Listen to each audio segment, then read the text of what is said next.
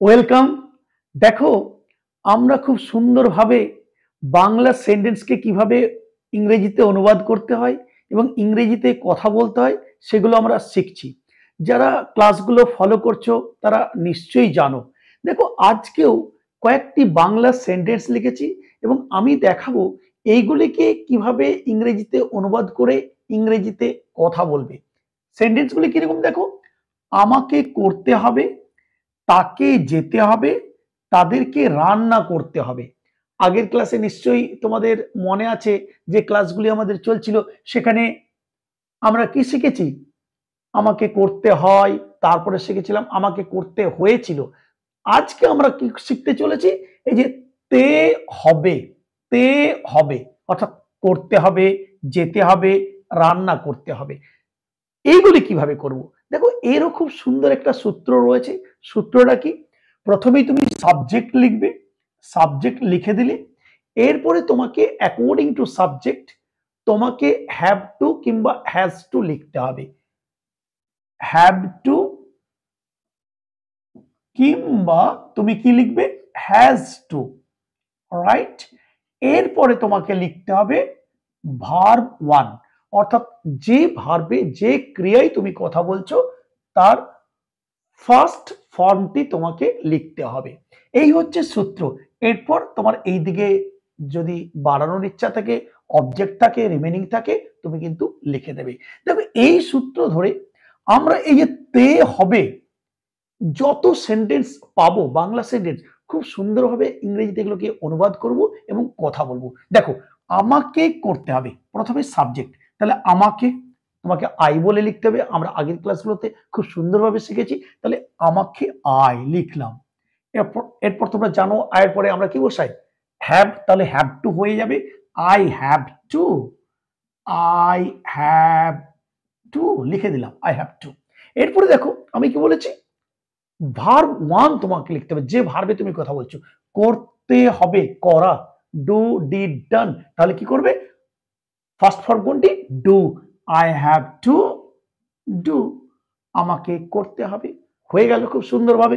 এরপর তুমি যদি বাড়াতে যাও, বাড়াতে পারো, আমাকে এই কাজটি করতে হবে। I have to do this work. তুমি যা বলতে চাইছো তুমি কিন্তু বলে দিলেই হবে। এই হচ্ছে মেইন সূত্র। এরপর দেখো, তাকে যেতে হবে, তাকে আমি হি বা সি লিখতে পারি, তাহলে লিখলাম হি, বা তুমি সি লিখতে পারো, নো প্রবলেম। দুটোর মধ্যে একটা তুমি লিখতে পারো, তাকে। এরপরে দেখো, he she third person singular number, তোমরা নিশ্চয়ই জানো। তাহলে এখানে আমরা কি করব? এখানে কিন্তু হ্যাজ ব্যবহার করা হি এর পরে, তাহলে কি হয়ে যাবে? হি হ্যাজ টু বা সি হ্যাজ টু লিখে দাও। হ্যাজ টু, এখানে কিন্তু হ্যাভ টু হবে না, হি হ্যাজ টু বা সি হ্যাজ টু। এবার কি? যাওয়া, গো, ওয়েন্ট, গন। ফার্স্ট ফর্ম কোনটা? গো। হি হ্যাজ টু গো, তাকে যেতে হবে। খুব সুন্দরভাবে আমার হয়ে গেল।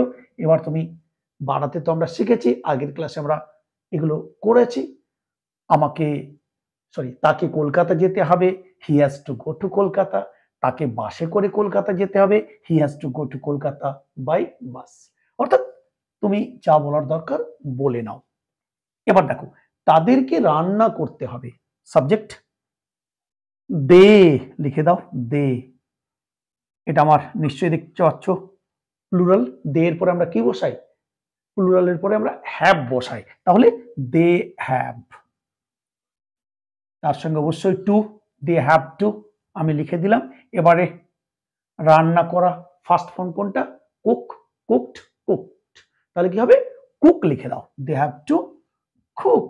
হয়ে গেল, দে হ্যাভ টু কুক। তাদেরকে রান্না করতে হবে, দে হ্যাভ টু কুক।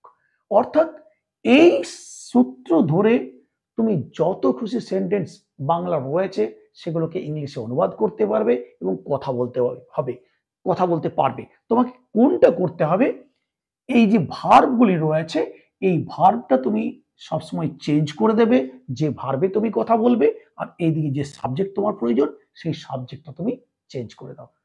যত খুশি ইংরেজিতে এই সূত্র ধরে এই তে হবে দিয়ে যে সমস্ত কথাবার্তা রয়েছে বলতে থাকো। চলো আবার দেখা হবে পরের ভিডিওতে। Thank you very much.